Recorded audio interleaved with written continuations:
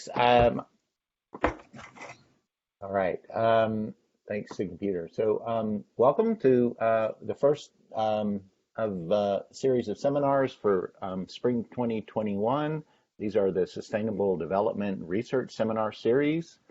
It's put on by the Greater Atlanta Regional Center of Expertise in Education for Sustainable Development with the acronym RCE Greater Atlanta, which is also a higher education learning community. You know, it's timely, the topic of Elora's presentation today, you know, in that we're living in a series of never-ending, or as some people describe, concatenated crises that seem to emerge and then spawn other crises that are going on. I heard a public health expert the other day talk about that we're not just in a pandemic, but we're in a syndemic of multiple things going on here. So it's great that we're dealing, going, at least the other good thing that's happening about 2021 is sort of a return to normalcy of the role of science and scientists in society, and hopefully that will continue along the way. As I said, this is the first of a series of seminars. There will be one next month by Carolyn Schaumann, who is a professor of German studies at Emory. I'll try and review these at the end of the semester. And then the third one will be in March 19th, on sustainable construction neighborhood. But without further ado, I'd like to introduce our first speaker, Professor Elora Raymond. She's an assistant professor in the School of City and Regional Planning in the College of Design at Georgia Tech. Her background is in urban planning with a focus on housing and community development. She does interesting interdisciplinary research on the merging of real estate finance with social issues of segregation and all types of inequalities across dimensions of race and economics. Today, Professor Raymond is going to talk to us on migration following Hurricane Michael, evidence from the Consumer Credit Panel. So, Elora, the podium, or whatever the virtual equivalent of the podium, I guess its screen share is yours. So, great. Thank you. Thank you so much for that wonderful introduction. Can everyone hear me all right? So I have a window open because I hear that's what we're supposed to do. However, is the noise distracting? I think there's a basketball game that started. Okay, let me know at any point if that becomes any sort of distraction. Great, I'm going to open my slides now.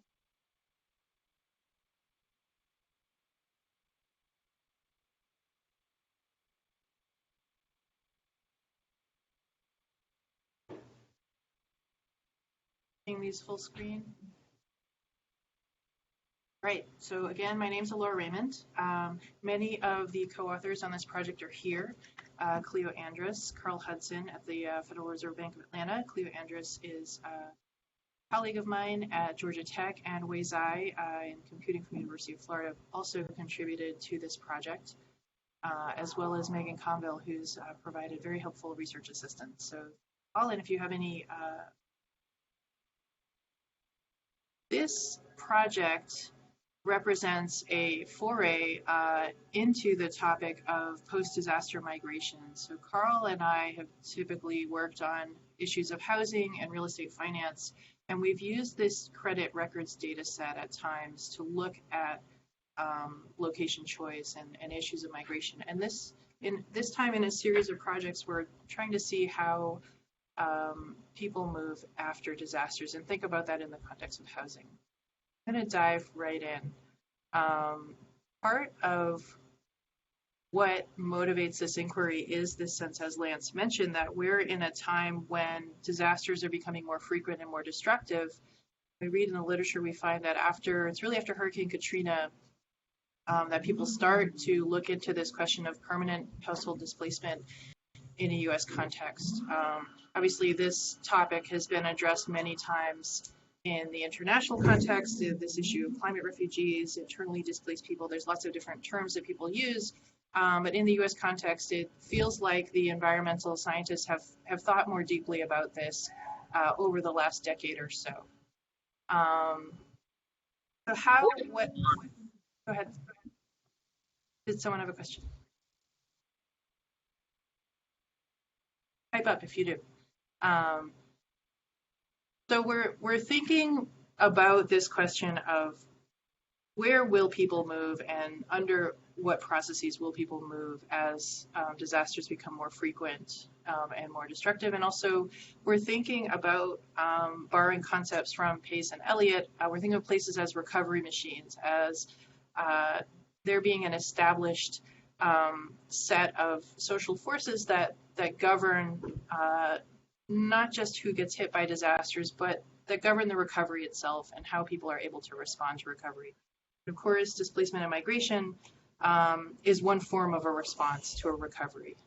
So just to place that a little bit more clearly, as we were thinking about disasters and about where we're interested in investigating, we found a lot of literature on the pre-existing inequality and vulnerability of communities. We find a lot of literature around the disaster itself and around the specific emergency recovery that can happen in the hours, days, and weeks following a disaster. And I think we're really focused on the long-term recovery process. What are the long-run implications of a disaster striking? What happens in the months and years following those sorts of events? And this, I think, merges pretty well with our focus on housing, because housing and real estate can embody some of these longer run factors. And I'm very quickly going to just summarize some of the literature that we've found on how housing can structure whether people are able to leave, whether people are forced to leave an area following a disaster. So some of these impacts occur through the price mechanism. Often rental housing is destroyed during a disaster.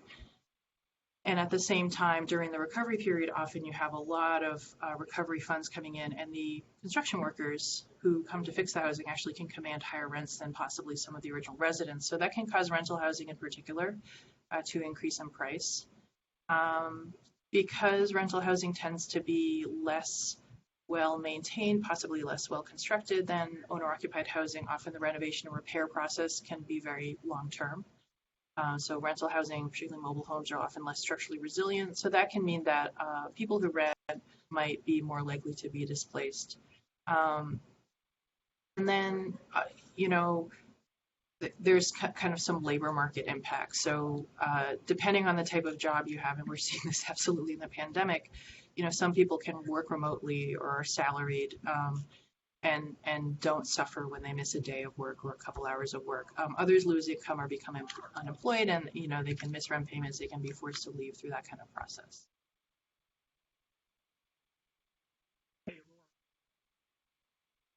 I'm seeing your speaker notes rather than the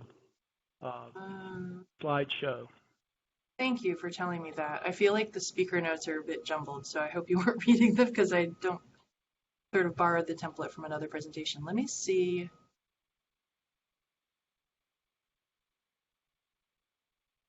Does that change anything? No. No. Elora. Hey, it's Cleo.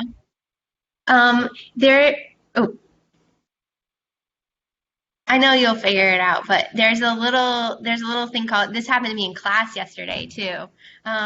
There's a little thing called display settings at the top of that PowerPoint thing when you do the PowerPoint, and you can switch it. Maybe. Yeah, maybe what I'll do, have some other screens plugged in, so maybe I'll switch that out. It worked for me yesterday, but hocus pocus, who knows? And hi. Hi. Hi. Okay, so let's see whether this stuff's still sharing screen. Does that change what you guys see? I think we still got you. We just have you. I just see you, not the PowerPoint.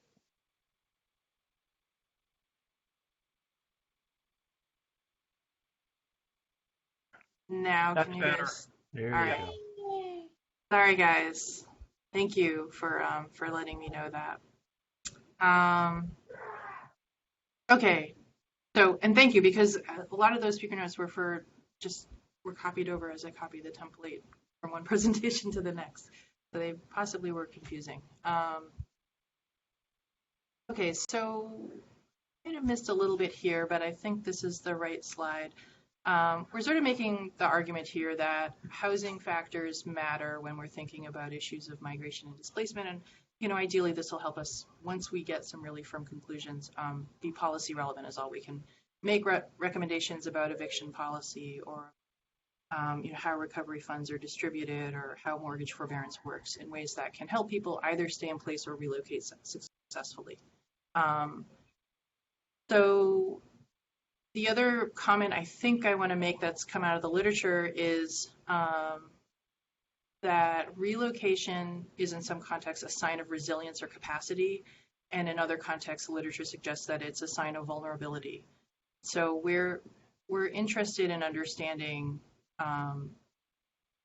why people are moving, where they're moving to, whether they're moving to places that are as good or better in terms of community quality, neighborhood quality than the places they left, or not, and what are the housing factors we see associated with that capacity. So then another point of the literature that I want to point out is, why would, you know, a bunch of housing people think they have anything to offer to the very well established literature on climate change?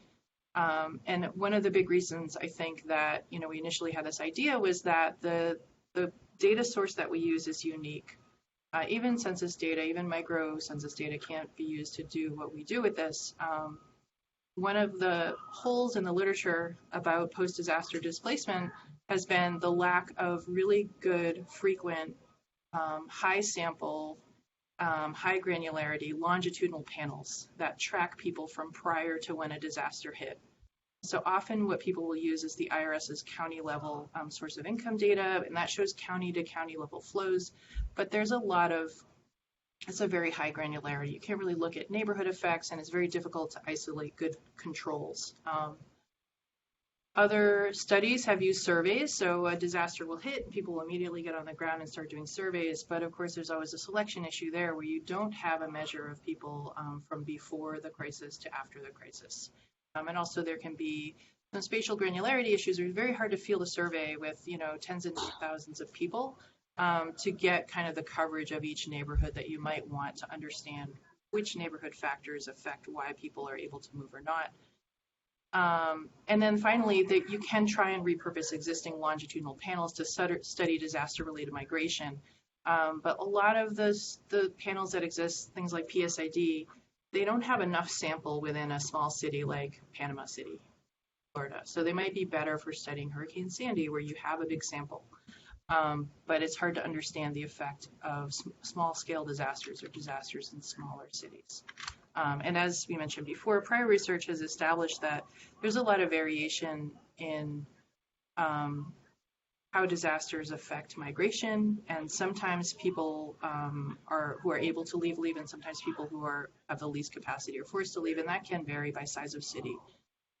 So directing this data set that we have, which I'll describe in a minute, towards a study of a smaller city was something we wanted to do to kind of broaden the literature in a way that climate change researchers had indicated was needed. So let's move. So on to our research questions.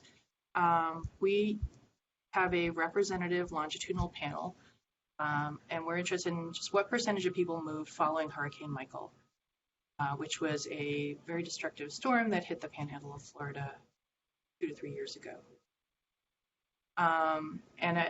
Associated with that question, we're interested in what sorts of household and housing characteristics predict whether people move or not.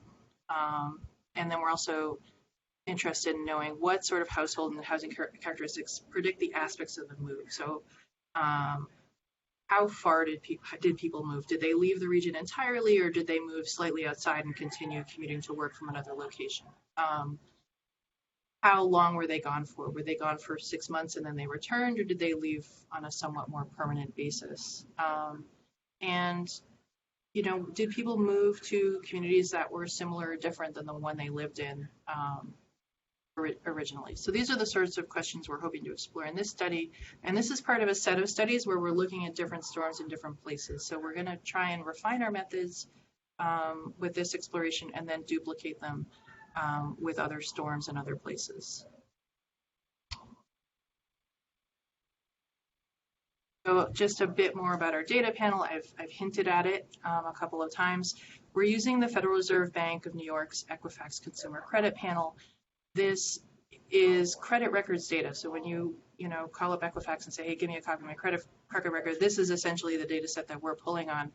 It is a 5% sample of all individuals in the United States and Puerto Rico with a credit record and a social security number. Sorry, United States should be capitalized there. And this panel that we have has a record for each individual in the sample for every quarter from 2000, quarter one, to the present. So every 3 months, we can gather some information about this person. Each quarter, the data set captures the mailing address block group and a long list of financial metrics. Unfortunately, we have very limited demographic data. So we know possibly too much about this person's student loans, but we don't know what race they are. We don't know what gender they are. There is a measure for household size, but it's pretty inconsistent that we found. The thing that I think is the most useful for kind of getting some sense of the demographics, so we have very good information about their location. And then to kind of utilize that block group data a little bit more, we capture block group characteristics. So we merge this with the 2018 ACS information on neighborhood characteristics. So here's we do a couple of analyses here. So this is summary statistics for just one of them. We have 16,000 observations, and it just mentally, you just multiply by 20 to get a sense of what the population estimate would be based on that sample. We have neighborhood characteristics, so we're looking at the percent black, percent white, or actually, I'm sorry, this is before we calculate, this is the number of black population on average, the number of white population on average, and the total population in each block group. And then we have the percent on SSI, which is sort of a proxy for poverty or disability within the population we're looking at. We have age, so that's one of the things we do get on an individual basis from credit record, and we've just broken that into different brackets of, baby boomers or silent generation, Gen X, millennials, and then Gen Z. And for most of our analyses, we exclude Gen Z because they just really don't have a long credit records. We're not sure whether their data is comparable to the older adults in the sample. We have a car ownership indicator that we've used and published on elsewhere. Just indicates whether people have had car debt or not, and that we take that as a proxy for whether somebody owns a car. And we have some housing indicators: first mortgage, presence of other types of mortgage debt, and then an indicator of past foreclosure. We have a measure of financial stability, so we look at the number of severely delinquent loans and any evidence of past bankruptcy. We also capture a number of student loans because that can be an important indicator. Other studies, we found that to be an important indicator. And then we also have the credit score, which in this instance is divided by 10, just scaling it to help us make more interesting observations. And then finally, we capture individuals from Bay County and Escambia County, and we'll talk about that in a minute when we discuss the case selection. So, why did we pick Hurricane Michael? This was a catastrophic storm that happened in October of 2018. It's a Category 5 storm, and it was very destructive of this small city on the panhandle of Florida. According to the Panama City manager, about 90% of homes and buildings were damaged, 45,000 structures were damaged, and 1,500 were destroyed throughout the county. So this had a very devastating effect that this area is still dealing with. This really decimated the housing stock, increases rental prices in Panama City, and a lot of people qualified for FEMA's transitional sheltering assistance. So this is the main county where we're interested in understanding where did people leave from, what percentage of people left this area. This is just a map so you guys can see. All right, you guys should be able to see the map here. I'm just trying to move the gallery from. So this is where Hurricane Michael hit. Bay County is right here, sort of at the epicenter of the path. And then Escambia County, which is our comparison county, is another county on the panhandle of Florida with reasonably similar demographics, sort of more in the Mobile, Alabama MSA. I mean, actually, each of these are their own MSA. But it is closer to that metro area. And it was not hit in any meaningful way by this storm, although it's in many ways similar and geographically close enough. So we're using right now Escambia County as sort of a control or comparison group. To look at kind of the impacts of this storm. So we just talked about Bay County. Escambia County, just so people understand, is a similarly sized county. If we toggle back and forth, we can see that the demographics are pretty similar. The poverty levels are not identical, but they are similar. And you know, we have similar allocation of people into, you know, healthcare and social assistance, a combination of food services and retail trade. And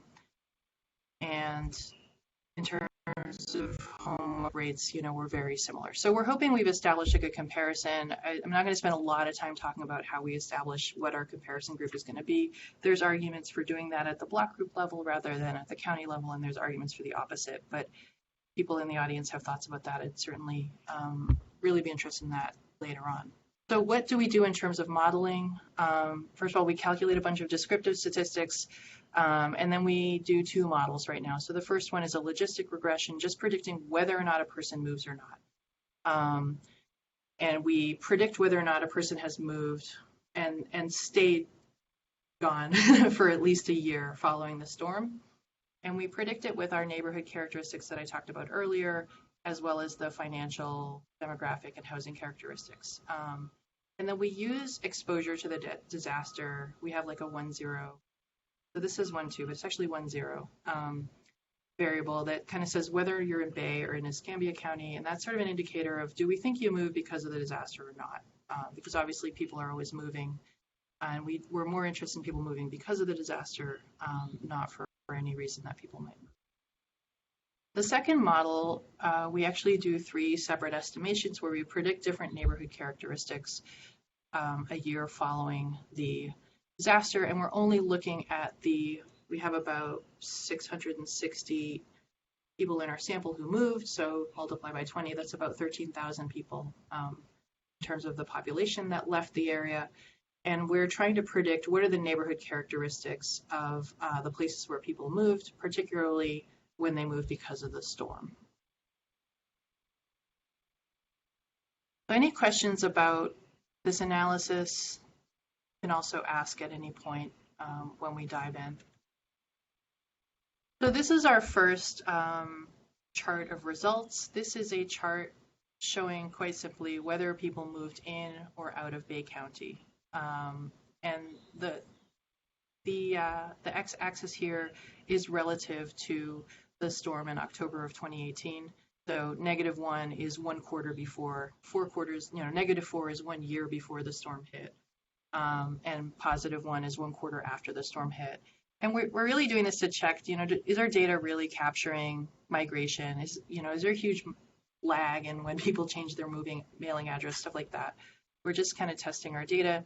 We see is there's a very consistent level of about 2.5% of all people move in to Bay County in a given quarter, and something more like 1.5% are leaving Bay County. So we have like this net positive in migration to Bay County over time, and it's pretty consistent until you get to the quarter of the storm, and then that migration pattern really transforms, where we see far more people leaving the county than are entering, and we have that kind of striking X. where the red line jumps up and the blue line jumps down. And we have net out migration from the county, all, continuing up to the present day, or as soon as we can, as to our most recent data, which is 5 quarters after the storm hit. It's a little harder for me because now I can't see my notes, and this is where I did edit them. Because I have the particular numbers for each bar, but I'm going to try and remember them, and you'll forgive me if I get them slightly off. So here we have a comparison of the percentage of people who left Bay County in the year following the storm. We have about 19% of people in our sample actually who lived in Bay County in the quarter prior to the storm had left. So it's almost 20%. We have about 15% left Escambia County. So you can think the differential is around 4 to 5% excess out-migration from Bay County. So we probably wouldn't argue that 19% of people left in the year following the storm because of the storm, but we might say 5% of the population left. Because when we compare that to a similar place that was not impacted by the storm, we find the excess migration was around 5%.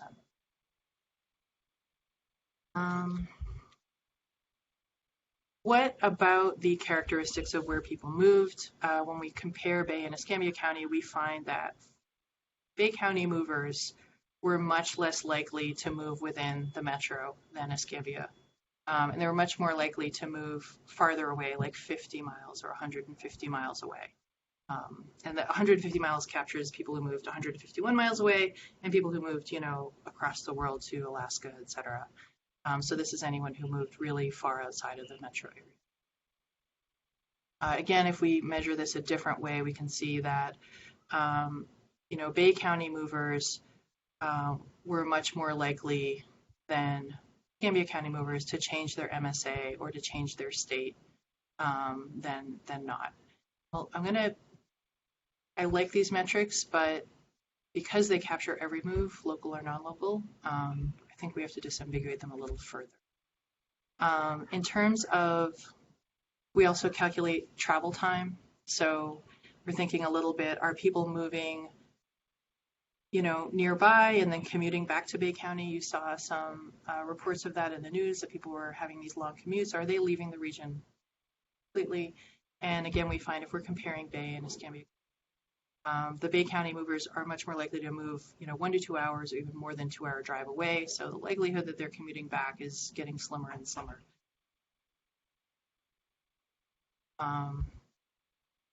So then let's move on to our regression results.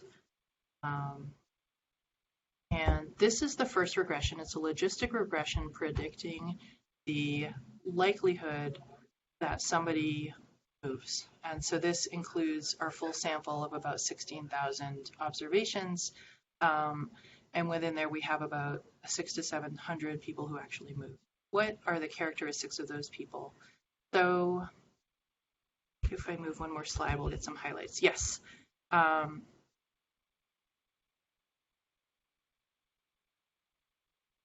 Yeah. So the main factors of displacement were actually not neighborhood composition, or at least once we started to include individual factors, we didn't see that neighborhood characteristics, or at least the ones we captured, were playing a big role. What mattered a lot was age. So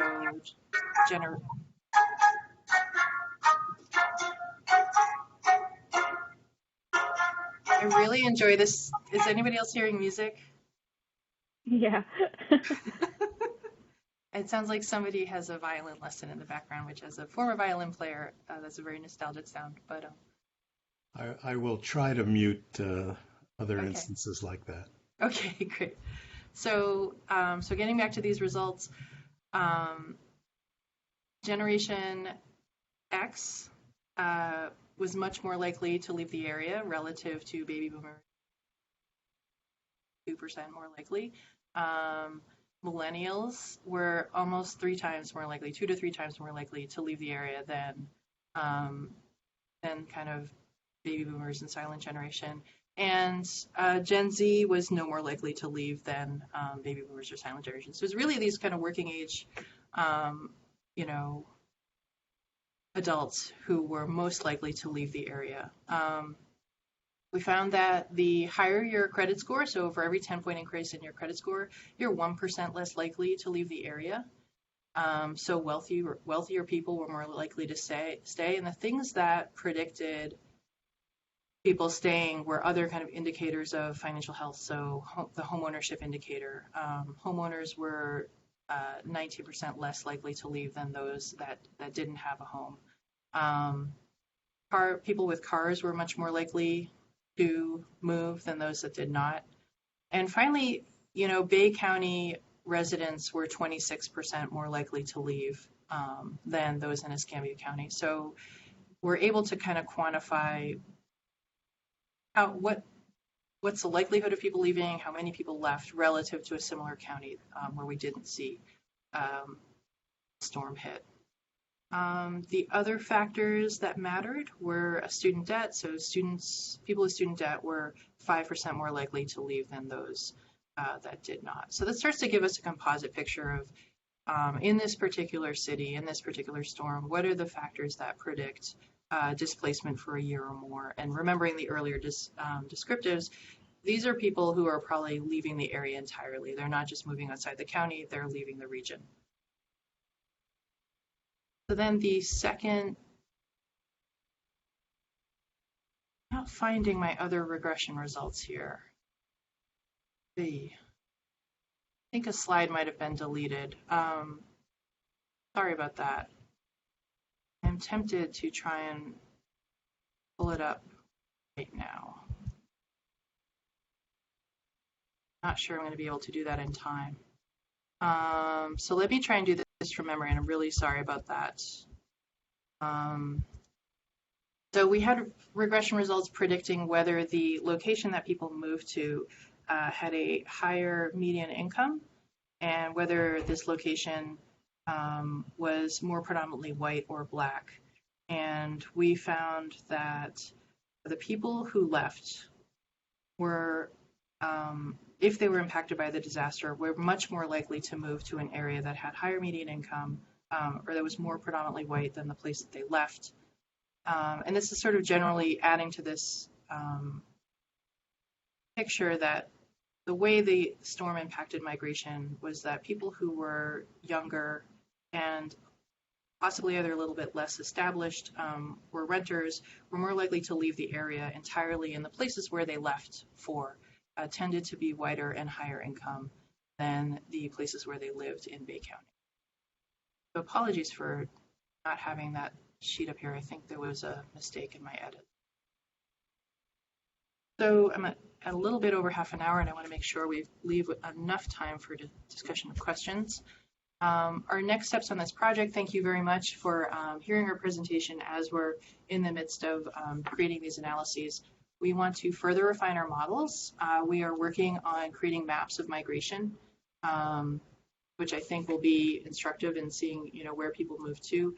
I have this idea that Atlanta is a region that's going to see a lot of in-migration due to the disruptions of climate, and I'm interested in exploring that question, whether it happens in one storm, if we looked at multiple storms. Just seeing whether, the gravity model kind of predicts that we would be a net recipient, but just seeing whether that's true, and if so, what kind of steps we can take to be more accommodating. I think another indication is, generating more descriptive statistics of those who leave. What are the characteristics of people who do decide to permanently relocate following a disaster? And then we're interested in exploring different types of disasters. So our next research project that we have ongoing is to apply some of the methods we refined here to work with co-authors in Puerto Rico and understand the impact of Hurricane Maria in Puerto Rico. And there, I think we can start to look into not only the things we're exploring in the Panhandle of Florida, but we could think about more complex migration patterns where we have a population that often moves and returns, and seeing whether disasters disrupt migration patterns rather than just, doing this one-time displacement, whether they have effect on changing sort of pathways. And then also we can explore it, unfortunately, the effect of repeat disasters, as Hurricane Maria was just one of a series of disasters that have hit the island. And so understanding whether or not how that affects things. that's all for now. Thank you very much, and would love to have discussions and questions that anybody has. Great. Thanks, Elora. A couple ways of doing this. One way is through the chat function. So if folks want to have questions, they could post them on the chat, or just unmute and jump in for the beginning. I'll start off. I grew up in Florida, Southwest Florida, and I remember I was 9 or 10 years old and went through first major Cat 4 hurricane. And one of the things that stuck with me was something my mother said, and that is that I'm never going to go through one of those again. And so I guess what I was wondering in looking for these other variables that are at play would be some indicator of experience of going through storms and how that might affect somebody's decision to stay or go. I don't know. Anyway. Yeah, I think Anne Margaret Esner made a similar comment because we had presented another paper on evictions and following storms as being this potential pathway by which people are displaced. And he said something similar, that there's a real difference between cities like New Orleans that have seen this happen time and time again, and some of the cities in our sample, we're looking at St. Paul, Minnesota, that may not have this repeat experience of really difficult situations. I wonder how we could do that on the individual level without doing qualitative. But I think we could do that sort of at the broader level of saying, do different regions respond differently to major storm? Okay. Other questions? I have a question. My name is Van Shreves, and the question is, with the migration going to Atlanta or Nashville, different cities, do you predict or have some of these cities looked into the impact that the migration may have on the population, or building houses or road structure due to the influx of folks from these areas? I haven't seen a lot of research on that particular question, but I think it's really important. I don't know that Atlanta is going to be the recipient of people moving from the coasts of Florida and Louisiana. But if we are, we should plan for it. We should be a hospitable city. We should plan for affordability. And that can come in the form, you start to see now that there's beginning to be a response for when a hurricane hits the coast, that we know people are going to be driving in from Atlanta, to Atlanta, and that we need to have accommodations ready for people in the hours and weeks following a major storm. But I think also if we should plan for affordability if we are going to be the net recipient of immigration. We don't want to be inhospitable is sort of maybe not the right word, but we want to plan to have people thrive and live in this city if we're going to be part of all of the solutions for managed retreat, unmanaged retreat. I think we should plan for that. And sort of as an affordable housing person, that's one of my motivations for looking into this study. Mm-hmm. Thank you.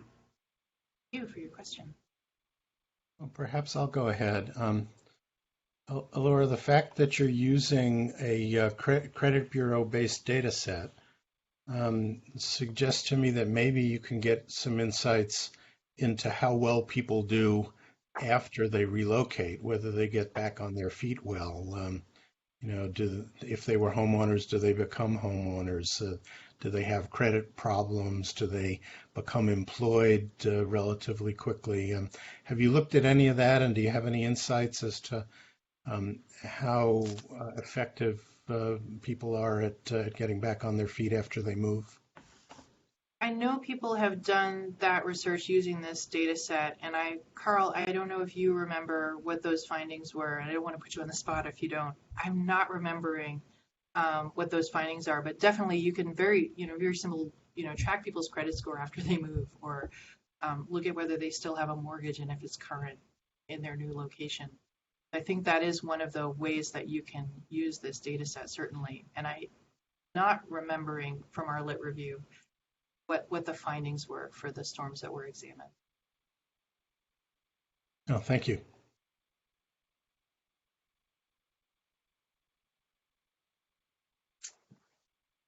Other questions, comments?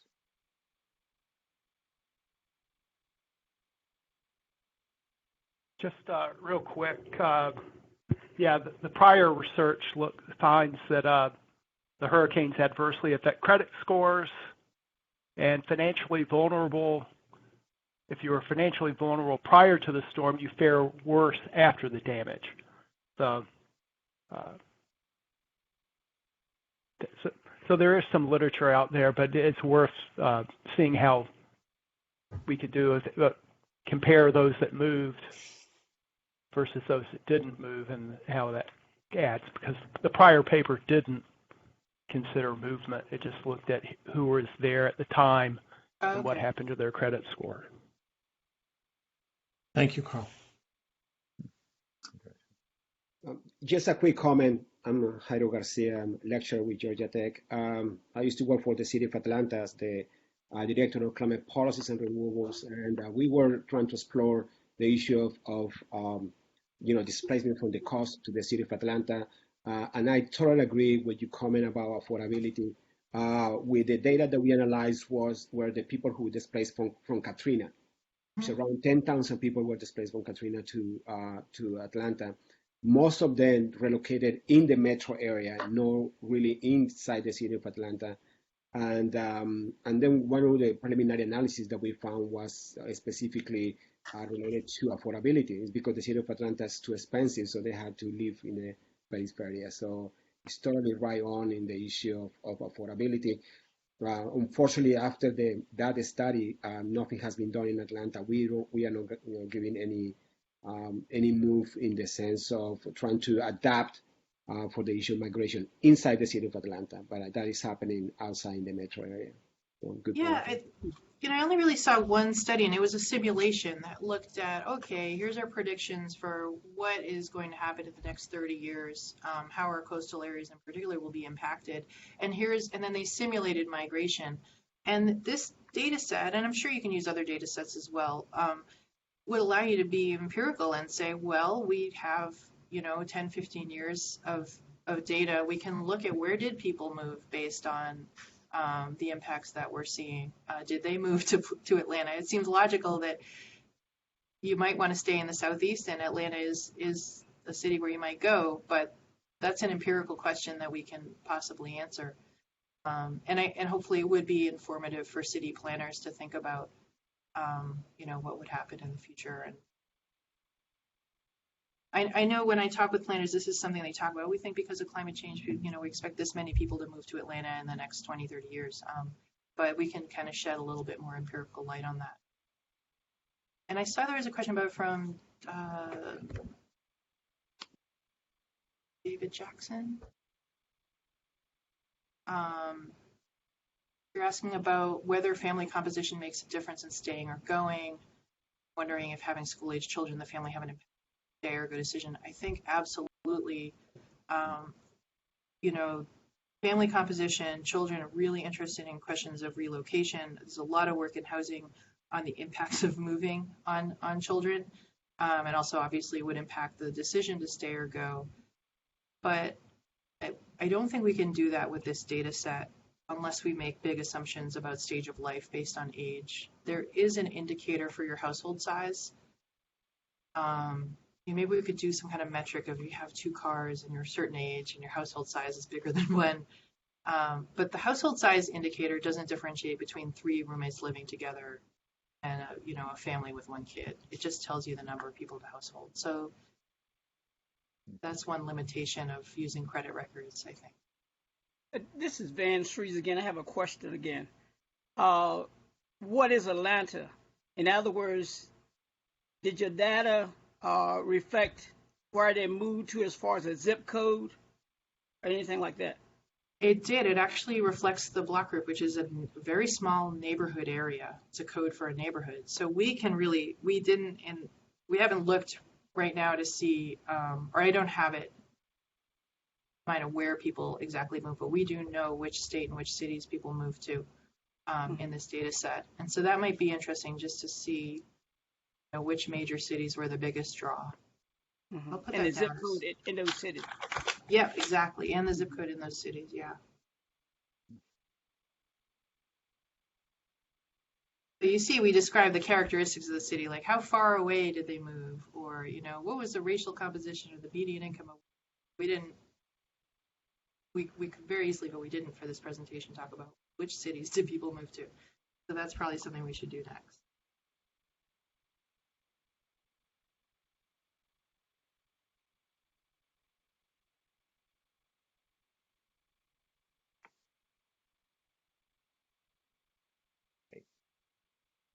Any other questions?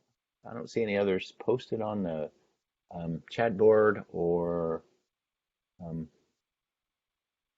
don't see any hands raised or anything like that. So, great. Well, that was really fascinating. Thanks, Elora, for reporting on that. And I May would, I ask one question before you close sure, out, please? sure. I would like Good. to see in the future when you go back and look at reverse migration, people that move to Atlanta or Nashville back to the coast, or rather people that never lived there just want to get out of Atlanta and Nashville back to the coast. I'm calling it reverse migration. That I think would be something interesting in the future. Yeah. I mean, so when we're working with people in Puerto Rico right now, and that's one of the questions we're really interested in because they have a lot of tax incentives to wealthy people to live in Puerto Rico. And so at the same time that they're seeing a lot of displacement of people who are Puerto Rican, they're seeing a lot of high wealth people move in. And so I think that in certain contexts, that's a really important question. So that first chart we showed, where we showed the number of people moving into Bay County and the number of people moving out, and then you saw the X right around the storm, where the number of people moving out went up, the number of people leaving went in. I think we didn't do that much for this presentation, but looking at that, particularly in places like Puerto Rico, or maybe, places like the coasts of, the Georgia Sea Islands, South Carolina Sea Islands, where there's a lot of tourist draw, as well as a lot of people who are struggling, who've always been there. Kind of doing an analysis of how are these storms impacting who gets to stay to the extent that you want to stay is something that we'd be interested in exploring. So great question. Thank you.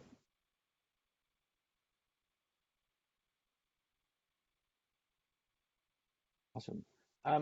That brings to mind, I don't know whether it's extractable, but was there any sort of spatial pattern in that might be Yeah. embedded in those data that We did, so one of the challenges of this data set is only Carl and I can touch the raw data because what it is and because it's at the Fed. And so we actually had some students create these really fantastic visualizations, but they could only do it on aggregate data that we were able to kind of move outside. And so we're still working on, it's a slow process, on getting their expertise and their mapping and visualization knowledge kind of onto the computers. But that is definitely something we want to do with this study, is to create some really interesting maps of where people moved from, and then also, with arrows kind of showing where they moved to. Great. Sure. All right. Well, join me in thanking Elora for a great talk. Bruce has posted information about the next seminar, which will be given by Caroline Schaumann, professor of history of German studies. Sorry, I mean, she's a good friend. And anyway, so look forward to seeing everybody next month. That's Friday, the February 26th, same time, noon, and the link will be on Bruce provided, that kind of stuff. So anyway, thanks to all, and we will see you next month.